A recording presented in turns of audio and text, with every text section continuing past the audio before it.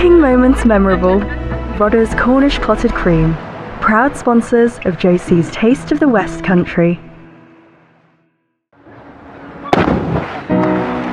I'm proud to say that I'm a born and bred West Country girl. With its gentle rolling hills, rugged moors and gorgeous coastline, it's always been a place close to my heart. Stunning, absolutely stunning. Now I'm on a quest to dig deeper into my corner of the country. On a gastronomic tour of discovery. That is the best fish I've ever had. To taste the best of the West. It tastes like love. Meeting some beautiful people. Hello, my darling. With a passion for produce. Yeah! And along the way, I'm going to be joined by another proud West Country resident. Michelin star chef Paul Ainsworth. That's food heaven right there for me. We're going to be cooking up some delicious dishes that really celebrate the place we call home. Cheers. Cheers. So saddle up and enjoy my taste of the West Country.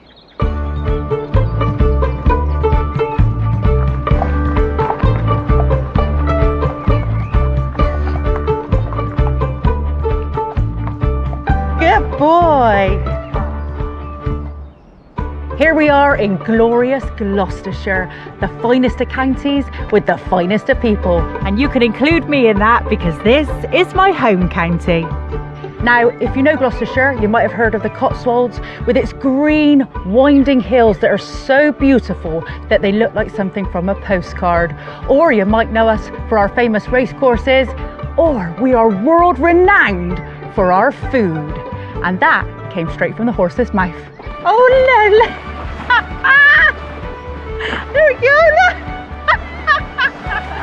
Oh, look at this. He loves it, doesn't he? He loves it. Today I'm going to graze my way around Gloucestershire, the gateway to the West Country. Come up. Adam Henson is going to introduce me to some farmyard friends. Naughty piggy. I'll meet a legendary cheesemaker. You, Josie. I am indeed. I'm Charles. And sniff the smelliest cheese in Britain. Oh. Paul Ainsworth is going the whole hog in our West Country kitchen. Happy with that. Well done, All mate. right. Well done. And I'm going medieval. Here she is, the lady in waiting. Cheers for a historic taste of Gloucestershire. But we're going to start this gastronomic tour of my home county in the Cotswolds, an area of outstanding natural beauty. Come up. And we're going to meet a man who's not a bad looker himself. I adore Adam Henson because he has been bringing rare breeds back to life that have nearly gone into extinction for years. It was passed down from his father, and everywhere you look on this farm, you see an animal that you've never seen before. It is spectacular. And if he's not rare breed in it, he's action man in it. Look at him go. What a guy. What a man. Gloucestershire is a deeply agricultural county, known for its rare breeds. They're a vital part of the local landscape here, and I've come to the Cotswold Farm Park to see them for myself. This is a good place to stop. This is absolutely gorgeous. It's a really lovely view of the rolling Cotswold Hills. You know, I've been all over the country, all over the world, but you know, that old adage, there's no place like home, really rings true for me. I was born and brought up here, and you know, that patchwork countryside with deciduous woodland, arable fields and grassland, there's nothing like it. Love it. You know, I have come here because you're not the only rare breed in town, are you? There's dozens of them. Yeah, so there's rare breeds from all over the UK, you know, rare and native traditional British breeds, and every county will have their breeds. So here we've got 50 different breeds of 7 different species. So sheep, goats, cattle, ponies, you know, you name it, we've got it. But my favourites are our county breeds. The Gloucester cattle, the Cotswold sheep and the Gloucestershire Old Spot pigs. Those 3, because they're, you know, intrinsic with our county, I love them. And I'd love to show you them. Oh, I'd love to see them, yeah. Come on then, let's go and have a look. Come on, thank you. Here we go. Come on then, big. Oh, look. Here she comes. Look at that. Aren't they gorgeous? Give her a few of these. Go. Gloucestershire Old Spot. A medium-sized pig, white body with these black spots, and they used to graze the apple orchards of the sort of Berkeley area, and they'd eat all the sort of scrumpy apples on the ground. They reckon they got these black spots from the apples falling from the trees and gave them bruises that lasted forever. If you believe that, if you believe anything. I like the story though. I've got a few black spots myself. And they've got these floppy ears, and they can't really see where they're going sometimes because their eyes are under there. Oh, she's off. Oh God. So they have got. Oh, she's into my bucket. Here we are. Bucket. Oh. Right. Naughty. Nobody panic. Naughty piggy. Yeah, so the Gloucestershire Old Spot, so they've got a traditional speciality guarantee, and they're the first animal species to have that. You can only get Gloucestershire Old Spot pork and sausages from the pedigree Gloucestershire Old Spot pig. So it's like you can only call champagne if it comes from the Champagne region. So if you see Gloucestershire Old Spot sausages on the menu in a pub, it's got to come from a pedigree pig.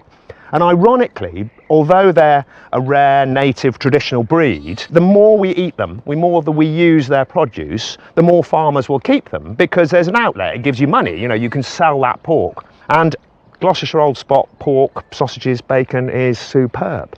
Just imagine if this breed was lost forever, you know, became extinct. It'd be disastrous, wouldn't it? It would take something away from Gloucestershire, wouldn't it? Indeed, I think so. There we go. Right, let me show you some other animals. Yeah. Bye then, see you later. Well, she wants to come with you. Oh. I haven't got the food, Yeah. Now we're feeling sheepish. So these, Josie, are our Cotswold sheep. If I take the bucket, go then, girls. Oh. Look at their little fringes. So that's part of the tradition. So a cot is Old English for sheep enclosure and wold rolling hill. And so there were loads of sheep enclosures on the hills here. And before it was ploughed up and put into arable crops, there would have been tens of hundreds of thousands of these Cotswold sheep grazing the hills. So it was these animals that gave this area its name. That is amazing. Great, That isn't is it? amazing. You guys have named this place. You guys have named this place. Oh, look at him. Look at the fringe. Come on, Fringy. They're the friendliest sheep I've ever known in my life. They're lovely. They're great, aren't they? Yeah, so are these rare? They are, yes. And you know, my dad and many others were very responsible for keeping them going. And they produce very good lamb, but also wonderful wool. So we got the Gloucestershire Old Spot, we got the Cotswold sheep. What else have you got? Well, we've got our Gloucester cattle. Now they're the pinnacle. Let's go and have a look at them. They're the cream of the crop, are they? They are.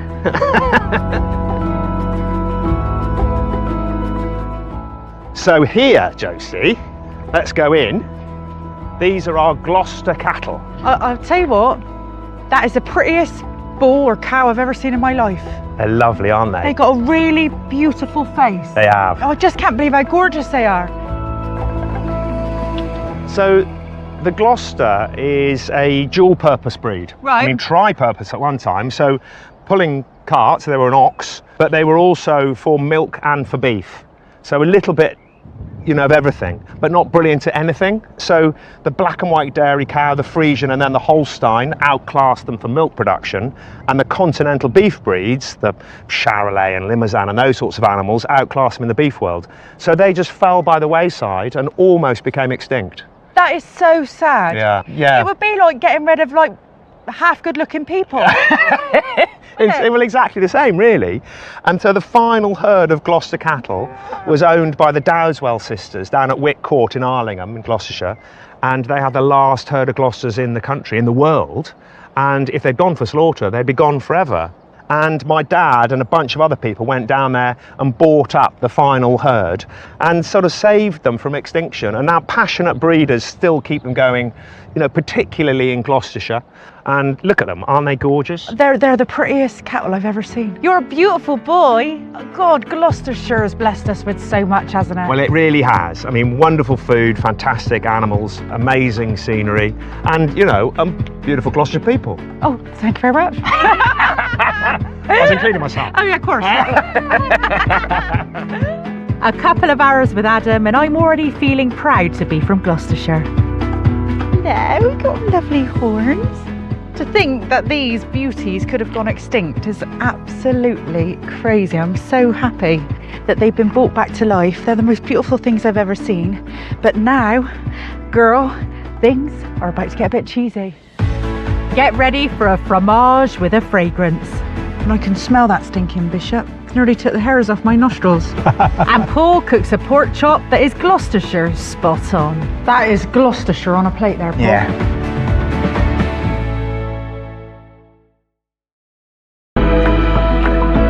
Making moments memorable. Rodder's Cornish Clotted Cream, proud sponsors of Josie's Taste of the West Country.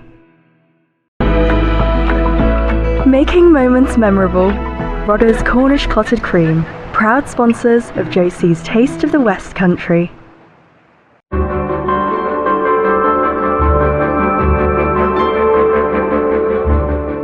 I'm exploring my home county of Gloucestershire, and right now I've ventured into the north of the county to the village of Dimmock on the hunt for some legendary local cheese. There are over 2,000 cheeses in this world and 700 of them come from the UK. And here they are mad for it. They're so mad for it that they chase a wheel of it down a really steep hill. I'm talking about the iconic cheese rolling which takes place every year in the Cotswolds. But I'm heading to the north of the county to meet a local food hero. I'm meeting a man who's a big cheese in the world of Gloucestershire cheese. Charles Martel has been crafting double Gloucester cheese since the 1970s, using milk from beautiful Gloucestershire cows, which he helped save from extinction. Oh, hello. Hey Charles, lovely to meet you. You Josie. I am indeed. I'm Charles. Thank you for coming out to see us. Well, thanks for having me. Many wouldn't. Why not? And what got you into the Gloucester cow? Well, when I was 8, my grandmother gave me a little book. In this book, there was a picture of a Gloucester cow, saying how rare they were and how they were an old cheese-making breed, and some little switch went on in my brain. And that was that. I forgot about it. I came to work in Gloucestershire and I met a Gloucester cow. And that was it. I knew then I was going to try and save them from becoming extinct. And I thought, how are we going to get people interested? I know. I said, we'll make Gloucester cheese. Well, the television got hold of it and said, we want to film this. I said, but it's only something I said. No, he said, we're coming Thursday to film you making cheese from Gloucester cow's milk. And we did. What a sequence of events. Extraordinary how life goes. Now, Josie, shall we go and look at this farm? Oh, I'd love to. Come on. I'd love to. The elegance of it is just beautiful round here. Another of Charles's quests has been to rediscover and save the county's ancient Perry pear varieties, which now grow in his orchard. Oh, look at this. This is stunning. Charles uses Perry pears to wash the rind of his very famously pungent cheese that he created right here on the farm. So Charles, you are responsible for one of the most famous cheeses on the planet, your stinky bishop. Yes, well, that was a funny story. When I was a little kid, I used to work on a farm in France. My job was to take the milk with a horse and cart, tip it in a big vat, and they made cheese. That cheese was a soft, squidgy cheese called Reblochon. And I thought, that's quite nice. So I tried to work out how to make it. And eventually we did. So I made this cheese, but it stank like hell. And I thought, what happens if the wrong person gets hold of it, goes home and called the health man saying this man's selling rotten cheese? So we gave it a name which would make it abundantly clear that this cheese smells. We called it Stinking Bishop, after a local farmer who had a pear named after him, called the Stinking Bishop pear. Then Wallace and Gromit got hold of it. And that really changed our lives. Is it a fascination with Gloucester you've got? Yes, it's my county, I love it. And you're responsible for a lot of it here. Oh, you've brought cows back from extinction. You've brought a cheese back from extinction. You've got one of the most famous cheeses in the world. You're planting different sorts of variety of pear and apple that may have gone extinct. You have done so much for this county. You should really be proud of yourself. Yeah, but you give me the mouth, don't you? We're standing in front of cameras now, there's me yakking away. That's the best bit. But not content with all of that, Charles has started distilling in a barn that dates back to the 17th century, that he believes is the oldest original distilling house operating in Britain. Meet Alexandra, our still. Alexandra, why Alexandra? Named after my wife. Oh, you've named her after your wife? Yeah. Oh, that is so sweet. Yeah. It looks like some Upper Wallace and Gromit. Charles uses Alexandra to make cider brandy, kind of like Calvados. We warm it up quite gently, and the vapour comes off before the water vapour. So alcohol boils at a lower temperature than water. That gets gathered up in there, sent across there, goes across there, comes down here, condenses here, and comes out as liquid. So have a little taste if you like, Josie. You know. Oh, it's lovely. You better get out the door if that's lovely. That's too strong for most people. It's 90%. Yeah, but it's got like a nice, lovely brandy. Well, it is brandy. Oh. Come on, keep up. And if it tastes like that at 90%, oh, it must taste amazing. It's all right. Well, now you say that. Well, let's go and have a taste. We've got some here. shall we? And some cheese. It would be rude not to, wouldn't it? Yeah. Charles is going to treat me to a sample of his infamous whippy cheese. Right, Charles. This is it. This is the proof of the pudding. This is it, yeah. And I can smell that stinking bishop. Can you? Yeah, you weren't wrong. It's nearly took the hairs off my nostrils.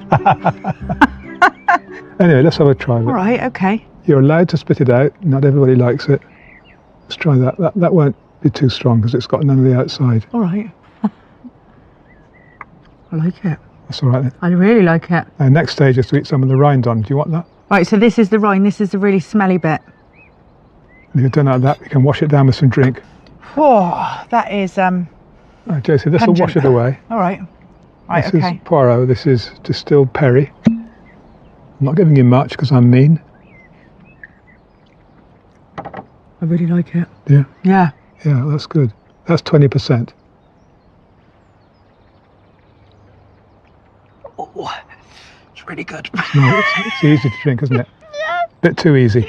Oh, cheers. Do you know what I like about you, Charles? What? Yeah, you bring history back to life. Yes. Tastes like it's got a lot of love as well, Oh, that's kind. even though it does stink.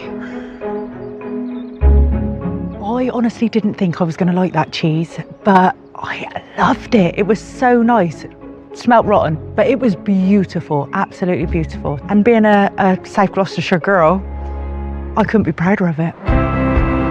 I'm heading to our Cornish kitchen where Westcountry chef Paul Ainsworth is ready to prepare some dishes with our Gloucestershire produce. First up, Old Spot pork chops. Little confession, I don't like pork, but I'm willing to give this a crack. Okay, right, I am going to cook for you beautiful pork, all right? You know, this was a meal when I was growing up, at home, pork chops, really, really nice. The quality of that, the marbling, the beautiful fat ratio, should be fatty. Okay, so that's what you're looking out That's for, what is we're it? looking out for. Now, I'm going to show you and everybody at home a really sort of great technique that actually I think sort of takes away sometimes the fear of overcooking chops. So we're going to do what you call a reverse sear. So rather than going straight in the pan and cooking really hard and roasting and putting in the oven, we're going to kind of let the oven do all the work for us first, and then we're going to come out and just finish in the pan. And it's a really almost kind of foolproof way of cooking a lovely chop like that. It's like when you put it in the oven, then you whack it on the barbecue. That's it. That's it, yeah. Yeah, this is not your first rodeo, is it, Josie? Yeah. Paul kicks off by pimping the pork. So here I've got some rosemary, some thyme and some garlic. Okay. Now, spread that out on the plate, okay? Next, we're just going to take some garlic, thin slices. To the rosemary and thyme, he adds garlic, olive oil, and sea salt. So we just get that all over and just rub it in. Look at that. Rub it in. And what's lovely about this, if we were going into the pan, those herbs and the garlic would burn, Yeah. but we're not. We're going to go into the oven at a lower temperature. So all the herbs are going to bake into that meat, and then we'll remove them, and then we'll go into the pan. So to me, it's an absolutely brilliant way to cook chops. So Josie, into our oven, 150, and I'm going to cook that for about 45 minutes. 45 Okay, minutes. 45 minutes. So basically low and slow. Right, Yep. so that's our pork, that's our chops. Next thing I'm going to show you is crackling. Lovely. Love crackling? Well, I haven't had it for did? years. I Yeah, haven't had it for okay. years. since Babe come out in the cinema, but I'm up for it. I'm up for it. So these are pig skins. Walk into your butchers, support your butchers, and just say, you know, look, could you either save us up some belly skins? They'll do it for you, will they? Yeah, The they will. butchers? Yeah, Okay. absolutely. Paul prepares each skin with a generous pinch of sea salt and a drizzle of cider vinegar. Rolls them up together and then wraps them tightly in parchment paper and foil. Pan of water on, Okay. up to the boil. Drop that in there, like that, okay? And let that cook for about 4 hours. Just keep topping up the water, put a lid on, and just let that cook away until you get that. Want to hold that? Well, it doesn't seem too bad now, is it? No, go on there, yeah. I like a work of art, that, isn't it? It's nice thin slices, all right? You'd never ever guess That you could do this. that was could you? crackling. Yeah. Everybody loves crackling. It looks like a joint of meat, doesn't it? Yeah. Each individual slice goes onto parchment paper, ready to go in the oven. A little bit of olive oil just on the top. Rub the oil all over. Nice bit of seasoning all on top. And more cider vinegar. And then we pop these in the oven at 200 degrees. And they will just go into the most beautiful, puffy, light crackling discs. Like a crackling crisp. Yeah.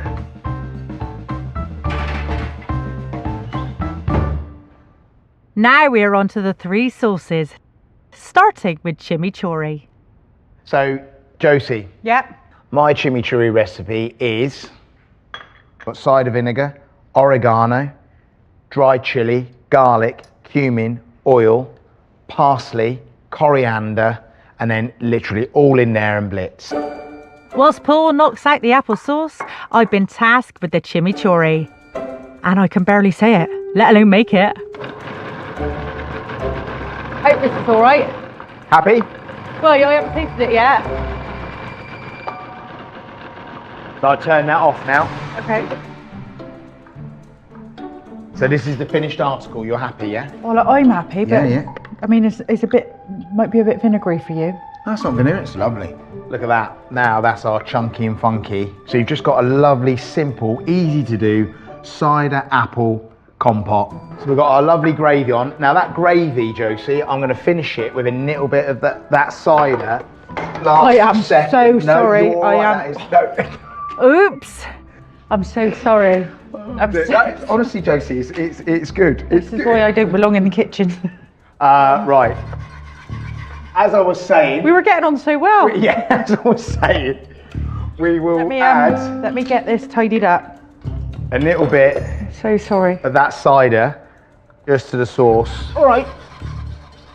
All right, now all that's left to do is literally cook the pork. After 45 minutes, the chops come out of the oven. Lovely. So a nice glug of oil in the pan, and then we go into that hot oil. Whoa, cooking on gas. Yeah, we are. Stand back. Right, Josie. Wow, look at that. All right. The colour on that. Look at that. That is what we're after. Golden, isn't it? Yeah, so I'm going to turn those over now. That is what we are after, all right?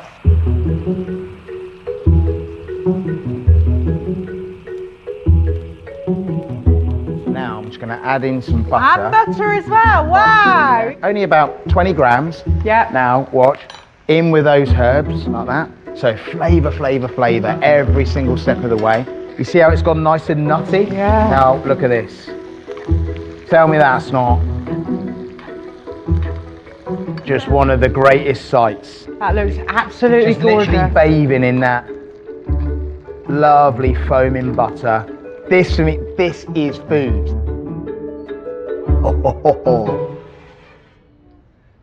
They look lovely. That's our discs. Yeah, they look like flowers. So we just let those rest.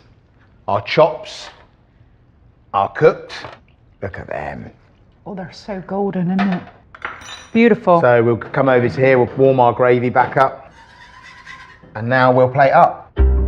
Paul starts plating with the pork sliced. So we put the chop onto the plate. Okay, and then just lovely bit of the compote. Followed by a splash of gravy. Then take a couple of discs of that crackling on there. Look at that. All right, and then your amazing chimichurri just over the top. Finally, a little olive oil. And that is that lovely Gloucester Old Spot crackling apple chimichurri and cider gravy. That is Gloucestershire on a plate there, Paul. Yeah, happy with that. Well done, All right. mate. Well done. Thanks thank for your you help. for showing me that. Pleasure. Right, here we go.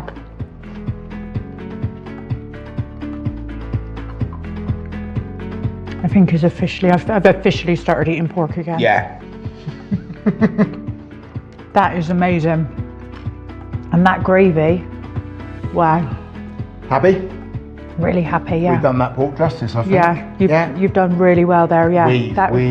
Team effort. Team sorry effort. about the trainer. effort. It's all right, don't worry about the trainer. It's honestly, it's not bothering me. Not triggering you at all. Next, things are gonna get a little spicy. Hello, Your Majesty. As we travel back in time to track down a medieval mustard. Lovely that we're eating a piece of history from right here in Tewkesbury.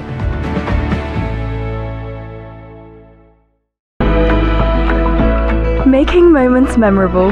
Rodder's Cornish Clotted Cream, proud sponsors of Josie's Taste of the West Country. Making moments memorable. Rodder's Cornish Clotted Cream, proud sponsors of Josie's Taste of the West Country.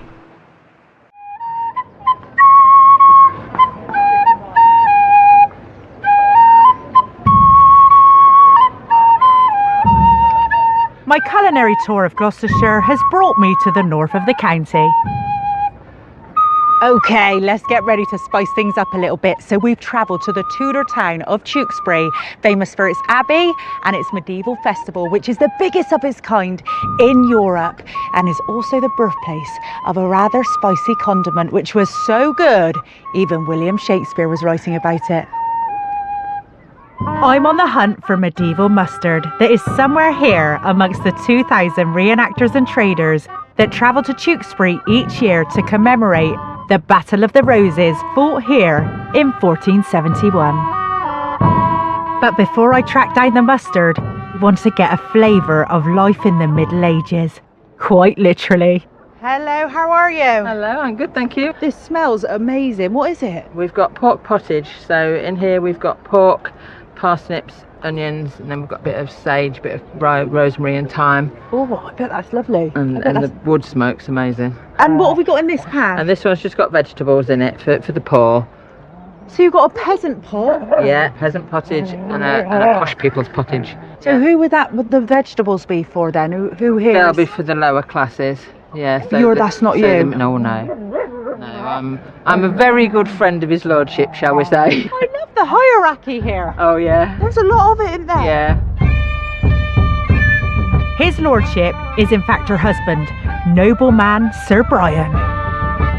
So Sir Brian, so you are like a reenactment group, are you? We are, yes. All the tents around this area, they're all my household.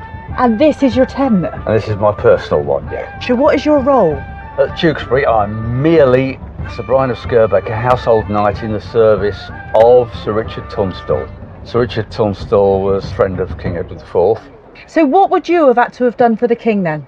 Provided his bodyguard. So you're the king's bodyguard. You're the Kevin Costner of the medieval festival, basically. I wish I was that rich or good looking. So I can fit in, Sir Brian has offered to give me a tutorial in medieval manners. It's a bit of a genuflection, sort of. Oh. Okay, all right. Personally, I always like to maintain eye contact when I bow. Okay. I have a sword here, normally a long sword here. I like to sort of go. Oh, really? God, you've got to really be good at lunging for that. Because the hand comes across here, so if he draws a sword, then I want to be ready as well. Okay, oh, I like it though. I like it. Imagine if we like shook hands with everybody like that in real life. It would be a bit complicated, wouldn't But it would be, very. You are an absolute pleasure to speak to. Thank you very much. We're going to go you. and find the king now, and I'll Thank you, remember Mum. that. Bye. Bless you. Thank you. Thank you. I need to meet this King Edward feller, but first I've got to get past his mum. You may approach, my dear. I don't recognise you. Hello, Your Majesty. You may sit down. You will call me Your Grace. Oh, Your Grace. Oh, I sorry. am Cecily Neville, Duchess of York, and I am the mother of your king. And are you looking for a post as a lady in waiting, my dear? I assume you are noble. Yeah, I am, actually. Yeah, I'm looking for a fella. Yeah. So you could come into my household as one of my ladies in waiting, and one of my duties will be to find you a husband, at least with money, probably quite a lot older than you. And I will try and find someone with all his own teeth. That is exactly my type. Wealthy, own teeth, yeah, and a lot older. Yes. Yeah, I should write that on my medieval dating profile. Yes, shouldn't you I? should. And so would you set me up with your son, or? Oh, you're not noble enough for my son. Oh dear, oh, you are looking rather above your station. A girl can dream, can't she? With my new skill of curtsying, I'm going to have a crack at the king. Hello, Your Grace. Thank you. Would you like to take a seat? Thank you, thank you. And would I normally be allowed to sit here? No, you'd be asked to stand in the King's presence. So we are here because of you. Can you give me any spoilers, or? I can give you some backstory, but obviously you've got Henry VI, who's a bit of a weak-minded simpleton, and my family heritage says I should be king, and we've been warring on and off for the past 20 years or so. And are you confident today that you're going to win the battle, or? I think I've got a pretty good chance. Oh right, okay, you've read the history books. Yeah. Although King Edward seems like a very nice fella, he's not really my type. Thank you, Your Grace. Thank You're you. welcome. So I'm going to bid him farewell and get back to my actual mission, which is to hunt down this medieval mustard. But I'm feeling underdressed, so first I need to find myself some medieval glad rags. Here she is, the lady in waiting. Right, I've totally immersed myself now.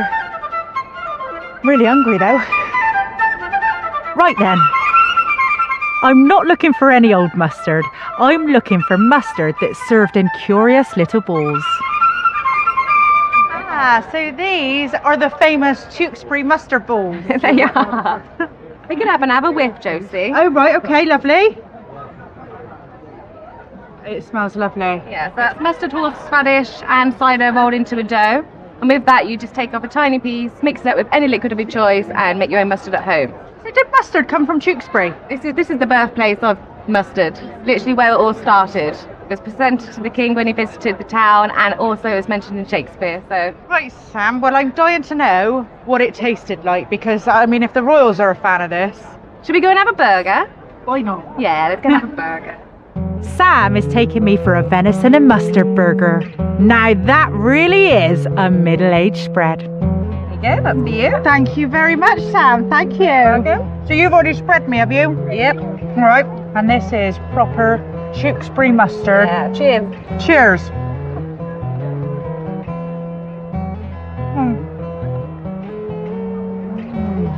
Really good. It's good with that venison, isn't it? Quite sweet. Quite sweet, horseradishy, isn't it? Horseradish, but it's like Like a Dijon, but with an English kick. and lovely that we're eating a piece of history from right here in Tewkesbury. Cheers. Cheers. I'm so glad you brought it back to the living. Now I've tasted it, I want to see how these great balls of fire are made. Right, Sam, how do we put these balls together then? The women of Tewkesbury would have actually used like a seed, so they'd have gone out and foraged the seeds from the abbey grounds. They would have put that into an iron mortar with a cannonball and ground it down in circular motion until all the husk would have been removed and they'd have been left with a fine powder. Luckily I buy it in powder form now. Right. So it comes to me in a refined form like this. So it's literally yellow mustard seeds that have been ground down into a powder. It's actually quite good for you, isn't it, mustard? It's essentially like a superfood. It's really, really good for you. Oh, I didn't know it was a superfood. And so is horseradish. Horseradish is really good for you in moderation. Okay, and then we're going to mix some of the powder with some local cider. The cider is just to make it into a dough, essentially. So we are literally just keeping the mustard, as it were. Just a little bit of cider and then some horseradish. So this is the magic, is the horseradish. Obviously it starts off like this. This grows here quite well, does it? Yeah, so I've got a little patch here. It is essentially a weed. That's a weed. So it would just grow anywhere. Looks like a turnip, doesn't it? So with horseradish, once it comes out the ground, even like looking at it now, you can see it's already starting to turn, and that's been in the fridge. So the minute it comes out the ground, it just wants to deteriorate straight away. Traditionally, trying to keep that from going off in the 16th century without a fridge or anything. My belief is what they would have done is they would have grated it down, they would have stuck it in a big pan and then covered it in some sort of alcohol, and then they would have left that and removed all of the fibre, so no horseradish was actually left in anything. And then what they would have been left with was like an infusion of horseradish, which is what I do. I love horseradish. There's not many people in England that actually grow horseradish. I'm lucky that I've started my patch up a long time ago, but it takes like 4 years to make a good piece like that. That takes 3 or 4 years? Yeah. It takes a long time. The horseradish, we'll stick that in. That is just horseradish. And then we're going to mix it up. Like a dough, is it? Basically, yeah, just mix it all together and it will start coming together. Oh yeah, oh it feels nice, doesn't it? It smells amazing. Yeah, it smells lush. Oh, it smells really good. Yeah. So this would have been like a Henry VIII's favourite? Yeah, so Henry VIII would have had this with gold leaf covered. You can literally see him sitting there slicing off a piece of mustard covered in gold and being like, you know, eating it on his food. Right, is that perfect? Oh, look at that. Oh, I like it. I like working with it. It's quite nice to work with, isn't it? Yeah, it's like Play-Doh. Oh, how big would you normally have them? So 40 grams for a peasant, 60 grams for a king. Should we wrap some in some gold foil? Well, let's not break tradition. What we do is take it from one side and then roll the ball to the other side. Oh, it feels regal already, even though it's a peasant ball, but... And then fold the corners in and together and again together. Oh, it's like you're wrapping up a little present. You know what? This is my home county. But the last few days in Gloucestershire have been a real revelation to me. And what I've learned about the people of Gloucestershire, including people like Sam, is they are reliving history through pieces of food. Coming up, Paul's got one more Gloucestershire masterpiece for us. We've got our spiced leek, stinking bishop, double Gloucester and Tewkesbury mustard fondue. That is magic. That is absolutely magic.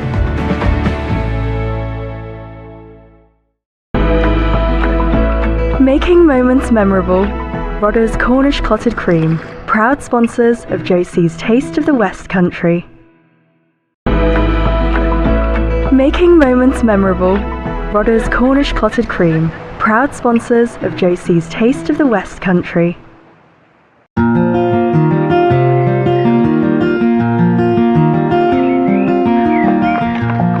My tour of Gloucestershire gastronomy is sadly coming to an end. But now I need to go west, to our Cornish kitchen, where Michelin-starred chef Paul Ainsworth is about to make a fondue with all our Gloucestershire produce. Right, Paul, I am dying for you to cook with this because it has got so much history and so much flavour. So that is 16th century mustard. Yeah. And William Shakespeare wrote about that mustard. Yeah. As wick as thick as Tewkesbury mustard. So I cannot wait for you to put something together with this. Yeah, well, we've got some lovely ingredients here that work well together, work brilliantly with mustard. Mustard works well with cheese, but this is amazing. Well, you've got to think, like back in the day, they wouldn't have had salt and pepper, they wouldn't have had spices. No. So that would have been their like main spice. Main spice, yeah. Right, so we're going to start off with our milk here infusing. So I've just got this on a low heat. So have you ever made a roux? Do you know what a roux is? I did make it, yeah, once. Yeah, you've made a roux once. So we've got our milk infusing there with bay leaf, some thyme, some rosemary and some garlic, all right? So just instantly getting lovely flavours in there. This is our pan that we're going to use for the roux, which is flour and butter, and then our leeks. So the first job is to prep the leeks. We wash the leeks and then we just go like that. Oh, quite thick. Yeah, quite thick. Into a bowl. Another quick rinse. And a drain. So leeks in, olive oil, A dash of olive oil. And importantly, a Madras style curry powder. about a tablespoon. Okay. So quite generous with that. Sea salt. Nice twist of pepper. And then Paul gets stuck in to coat the leeks in all the spice and seasoning. Into a roasting pan. And final touch, a sprinkling of thyme. Great job. So we'll put these in the oven. I've got the oven at 180. Okay. And I'm going to roast those for about 25 minutes, half an hour, and they will be lovely. Right, our sauce. So heat on. Okay. Okay. We go in with our butter. So we melt the butter, Josie. Make sure the butter is fully melted. Then add in the flour. Now move off the heat and just combine the butter and the flour together. So if you just keep stirring. Oh, God. You're all right? trusting me with the roux? Yeah, I'm trusting you with the roux. Okay. And then that lovely infused milk we just put into our sauce, and then we just cook that now. Cool. Beautiful. So I'm going to turn the heat right down now. So we've got that lovely thick base, and this is where we start to then add those lovely flavours that you picked up. First, it's Charles's double Gloucester cheese. Next is that lovely cheddar you found. I'm putting some of that cheddar in Lovely. there. All right, we get that in there. Oh, that is coming together. It is, isn't it? Look at it. Gorgeous roux.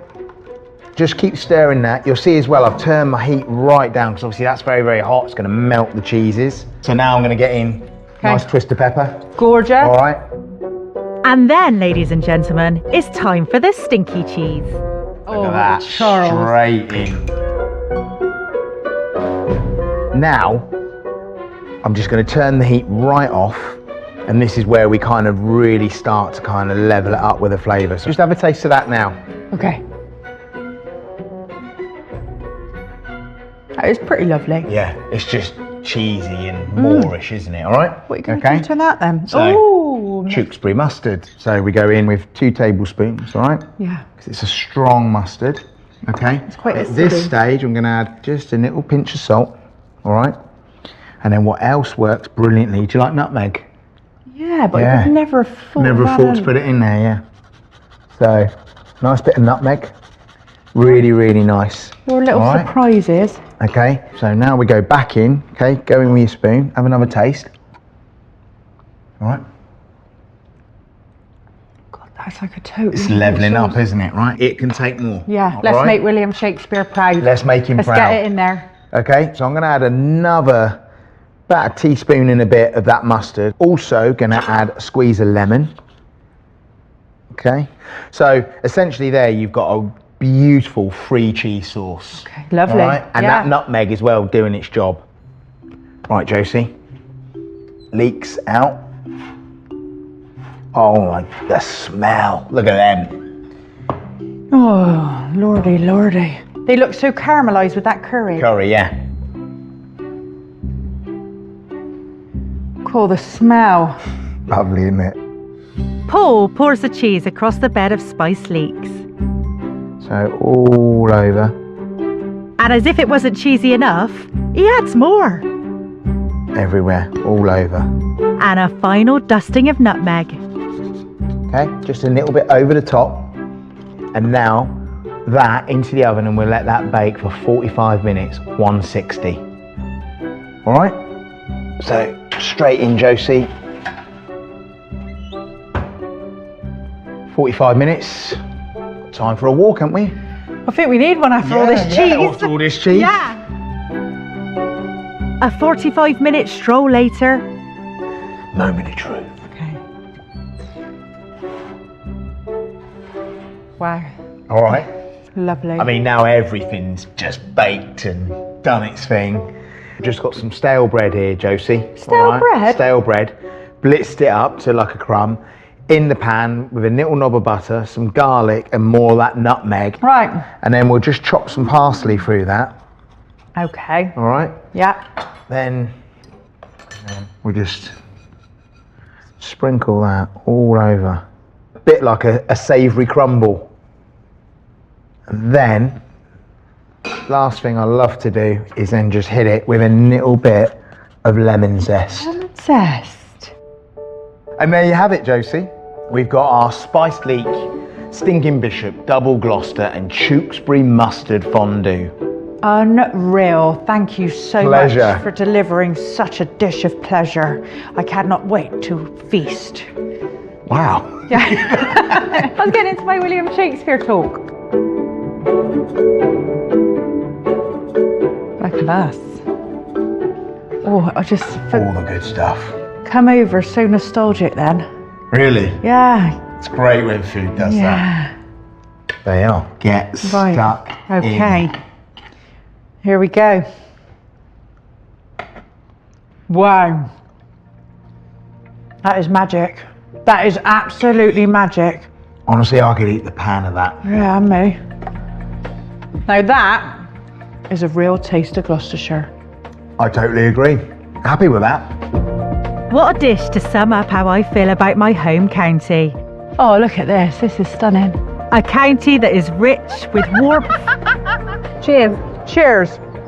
Full of character. With a deep respect for the past. God, Gloucestershire has blessed us with so much, hasn't it? We really are a county that preserves our history, and I could not be more prouder. Next time, I'll be feasting on Somerset.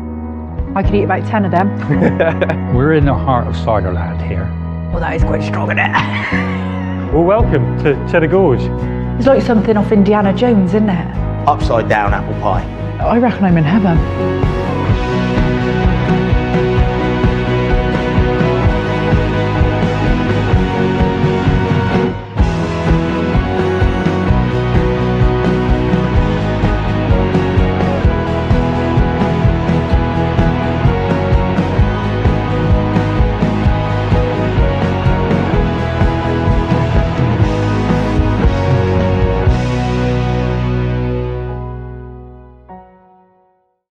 Proud sponsors of Josie's Taste of the West Country.